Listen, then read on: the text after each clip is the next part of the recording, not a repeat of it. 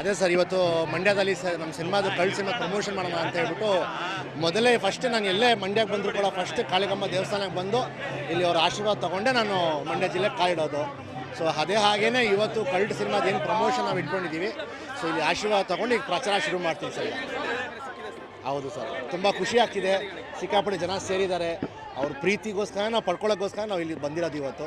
So ಯಾವತ್ತಿದ್ರೂ ಮಂಡ್ಯ ಜನ ಅಂದರೆ ನಾನು ಯಾವತ್ತಿದ್ರೂ ಚಿರುಣಿ. ಏನಕ್ಕೆ ನಾನು ಮೊದಲನೇ ಸಿನಿಮಾಗೆ ಬಂದಾಗಲೂ ಕೂಡ ಅವ್ರು ಅದೇ ಥರ ಪ್ರೀತಿ ತೋರಿಸಿದ್ರು. ಈ ಬಾರಿ ಕೂಡ ಡಬಲ್ ಪ್ರೀತಿ ತೋರಿಸಿದ್ದಾರೆ. ಸೊ ಯಾವತ್ತಿದ್ರೂ ಮಂಡ್ಯ ಜನತೆಗೆ ನಾನು ಯಾವತ್ತಿದ್ರೂ ಚಿರುಣಿ.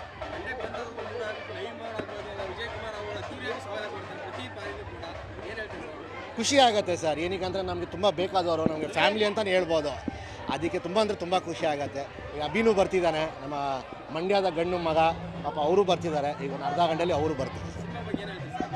ಅದೇ ಜನವರಿ 23ಗೆ ಇನ್ನು 3 ದಿನ ಅಷ್ಟೇ ನಮ್ಮ ಮುಗೀತು, ಪ್ರಚಾರ ಮುಗೀತು, ನಮ್ಮ ಮಾತುಗಳು ಮುಗೀತು. ಈಗ ನೀವುಗಳು ಕರ್ನಾಟಕದ ಜನ ನಿರ್ಧಾರ ಮಾಡಬೇಕಾಗಿರೋದು, ನನ್ನ ಆಶೀರ್ವಾದ ಮಾಡಬೇಕಾಗಿರೋದು. ಜನವರಿ 23ಗೆ ನಿಮ್ಮ ಕುಟುಂಬ ಸಮೇತ ಥಿಯೇಟ್ರಿಗೆ ಹೋಗಿ ಈ ಸಿನಿಮಾನ ಯಶಸ್ವಿ ಮಾಡಿ ಅಂತ ಕೇಳ್ತೀನಿ.